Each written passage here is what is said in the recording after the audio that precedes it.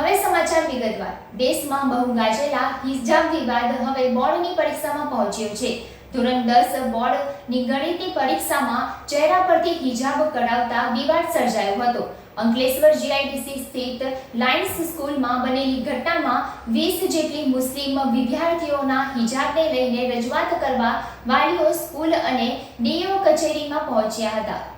અંકલેશ્વરમાં બોર્ડની પરીક્ષામાં મુસ્લિમ સમાજની અંદાજે 20 વિદ્યાર્થીઓના ચહેરા પરથી હિજાબ કાઢવામાં આવતા વિવાદ સર્જાયો છે।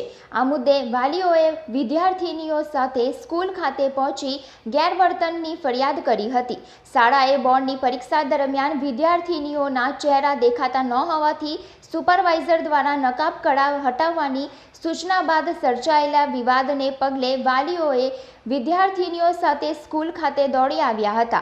વાલીઓએ જણાવ્યું હતું કે શાળાના આ પગલાંથી બાળકીઓ બરાબર પરીક્ષા આપી શકી નથી, જેના પગલે ભારે ઉહાપોહ મચ્યો હતો।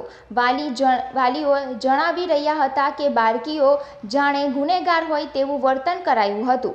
આ સામે શિક્ષણ વિભાગ અને પોલીસને જાણ કરવામાં આવશે અને તપાસ માંગ કરવામાં આવી હતી। શાળાના સંચાલક દીપક રૂપારેલે જણાવ્યું હતું કે બોર્ડની પરીક્ષા માટે ડીઈઓ ઓફિસ તરફથી સ્ટાફની નિમણૂક કરવામાં આવી છે, જે બોર્ડના નિયમો અનુસાર કામગીરી કરે છે।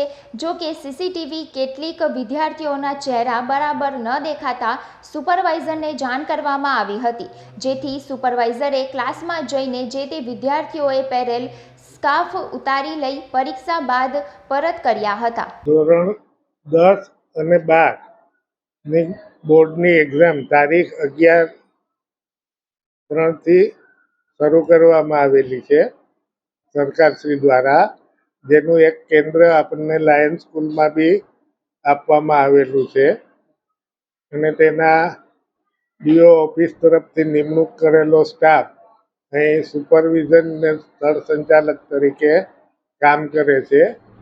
સંપૂર્ણ હુકમો ડીઓ ઓફિસના અધિકારીશ્રીઓ દ્વારા આપવામાં આવે છે ને એ જ પ્રમાણે સુપરવાઇઝર અને સ્થળ સંચાલકે કામગીરી કરવાની હોય છે। ગઈકાલે પહેલા પેપરમાં ક્લાસરૂમની અંદર બાળકો સ્કાર્ફને પહેરીને બેઠેલા અને એનું વિડીયો રેકોર્ડિંગ જે સરકારમાં મોકલવાનું છે એમાં એમનું મોઢું દેખાતું ન હોય ને એમના તરફથી સ્થળ સંચાલકોને સૂચના આપવામાં આવેલી કે જ્યારે બાળકો એક્ઝામ દેતા હોય એટલા કલાક એમને સ્કાર્ફ કે કોઈ આવરણ મોઢું દેખાવામાં તકલીફ થતી હોય એવું હોય તો એ દૂર કરાવવા, જે માટે થઈ અને ગઈકાલના મેથ્સના પેપરમાં અમુક બાળકોએ આવી રીતે સ્કાર્ફને પહેરેલો, એમને ગેટ ઉપરથી તો ના પાડવામાં આવેલી કે આ તમે વ્યવસ્થિત જગ્યાએ રાખીને ક્લાસરૂમમાં બેસજો, છતાં અમુક બાળકો મળેલા નહીં હોય અથવા એમને ધ્યાનમાં નહીં હોય એટલે એ વિડીયોગ્રાફી કરતા એટલે જોતા ઓપરેટરના ધ્યાનમાં આવતા એમણે સ્થળ સંચાલકનું ધ્યાન દોરેલું કે આ 2-4 બાળકોએ હજી સ્કાર્ફ પહેરેલો છે, એટલે જે 2-4 બાળકોએ સ્કાર્ફ પહેરેલો એમનો સ્થળ સંચાલકે જઈ અને સ્કાર્ફ પોતાની ઓફિસમાં રાખેલા અને જ્યારે સ્કૂલ છૂટી ત્યારે એમને તે પરત કરેલો। આ બાબત એમના વાલીએ લેખિતમાં જાણ કરતા અમે એમને આજે મળેલા, એમની વાત સાંભળેલી, પણ એમાં સ્કૂલ કે ટ્રસ્ટ કંઈ કરી શકે ના, કારણ કે આ સરકારશ્રી દ્વારા નિયુક્ત કરેલા અધિકારીઓની સૂચના મુજબ અમારે ચલાવવાનું હોય છે, એટલે અમે એમને કંઈ બી રજૂઆત હોય તો ડીઓ ઓફિસ જવા માટે યોગ્ય માર્ગદર્શન આપેલ છે।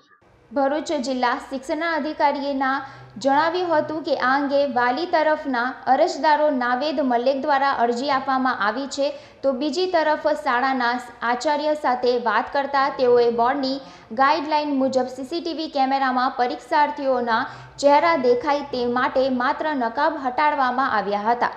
ત્યારે આ મામલે ભરૂચ જિલ્લા શિક્ષણ અધિકારીએ દ્વારા લાયન્સ સ્કૂલ ખાતે ના કેન્દ્ર સંચાલકની બદલીના આદેશ આપવામાં આવ્યા છે.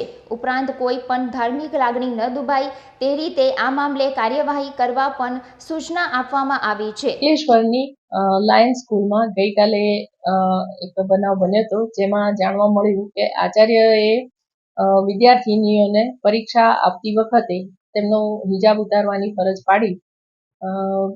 આચાર્ય જોડે જ્યારે ટેલિફોનિક વાત થઈ ત્યારે એમણે એવું કીધું કે વિદ્યાર્થીનીઓની ઓળખ માટે એમણે આ કરેલું છે, પરંતુ બોર્ડની ગાઈડલાઇનમાં પહેરવેશ અંગે કોઈ પર્ટિક્યુલર સૂચના છે નહીં. ભદ્ર પોશાક પહેરીને વિદ્યાર્થી પરીક્ષા આપી શકે એવો નિયમ છે. એટલે સીસીટીવી ચકાસણી કરતા મને ફરિયાદમાં તથ્ય જણાતા મેં શાળાના પરીક્ષાના સ્થળ સંચાલકને બદલવાની કાર્યવાહી શરૂ કરી દીધી. નાવેદ અંજુમ મલેકને વાલીઓએ રજૂઆત કરી હતી કે મારી દીકરી ઉપરાંત 20થી વધુ દીકરીઓ પરીક્ષા આપવા લાઇન્સમાં આવી હતી, જ્યાં પરીક્ષા 5 મિનિટ પહેલાં હિજાબ કઢાવી કહેતા વિદ્યાર્થીઓ ડઘાઈ ગઈ હતી અને તેની નકારાત્મક અસર થઈ હતી. પરીક્ષા પર સરખી રીતે આપી શકી ન હતી. આ બાબતે શાળામાં અને જિલ્લા કલેક્ટર કચેરી અને શિક્ષણ વિભાગમાં રજૂઆત કરી છે. આવો કોઈ નિયમ જ નથી તેમ શિક્ષણ અધિકારીએ જણાવ્યું છે અને ત્વરિત અસરથી શાળા સ્થળ સંચાલકની બદલીઓ કરી છે તેમજ તેમના વિરુદ્ધ પગલાં ભરવાની ખાતરી આપી છે. મારું નામ નવેદ અંજુમ મલિક છે, અંકલેશ્વરથી છું. અમે આજે મોર્નિંગમાં lions school of Ankleshwar, police station, collector કચેરી ભરૂચ અને એજ્યુકેશન ઓફિસર ઓફિસ ભરૂચ રજૂઆત કરી છે. ગઈકાલે જે 10thની એક્ઝામની પહેલાં લાયન્સ સ્કૂલના એક ગુજરાતી સેક્શનના પ્રિન્સિપલ દ્વારા જે ચેકિંગના નામ પર મુસ્લિમ છોકરીઓના ઓઢના, જે દુપટ્ટા કહેવાય, માથા પર પહેરેલા હોય, હિજાબ કહેવાય, ફેસ એમના ખુલ્લા હતા, નકાબ નહોતો કરેલો, ઓનલી હિજાબ કરેલા હતા. એ એક્ઝામના બિલકુલ 2-4 મિનિટ પહેલાં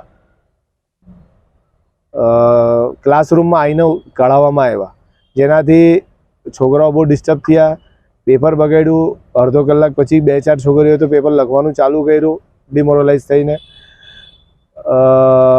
જ્યારે અમે આજે સ્કૂલમાં કમ્પ્લેન્ટ કરી, આ વાતની રજૂઆત કરી, તો એમનું અને પ્રિન્સિપલનું કહેવું એવું છે કે અમને ઉપરથી ડીઓમાંથી ઓર્ડર છે કે ફેસ દેખાવું જોઈએ.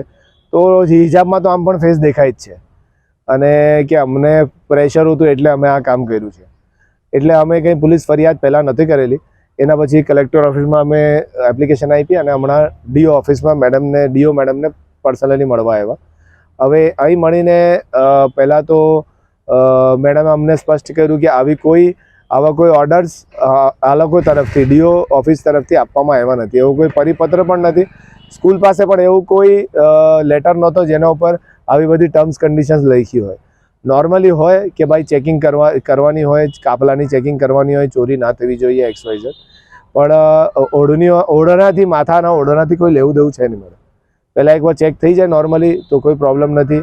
છોકરીઓ કાઢીને ચેક કરાવી દે, પછી પાછા પહેરીને આરામથી એ લોકો એક્ઝામ લખી શકે. એવી અમારી માંગણી છે. અમારી માંગણી પૂર્ણ કરવામાં આવી છે. અને જે પણ આપણે જે સેન્ટરના સંચાલક હતા એમને ચેન્જ કરવામાં આવ્યા છે. હમણાં જ ઓર્ડર પાસ કર્યું છે ડીઓ મેડમે. બીજા સંચાલક આપવામાં આવ્યા છે સેન્ટરને, અને કાયદેસરની કાર્યવાહી જે સંચાલકે ગઈકાલે એક્ઝામ ડિસ્ટર્બ કરી એમના અગેન્સ્ટ કરવાની અમને ખાતરી આપી છે. એમની આ એક્શનથી અમે થોડા હમણાં હાલ ફિલહાલ સંતુષ્ટ છે. આગળ પણ રિઝલ્ટ બેટર મળશે એવું અમને લાગે છે.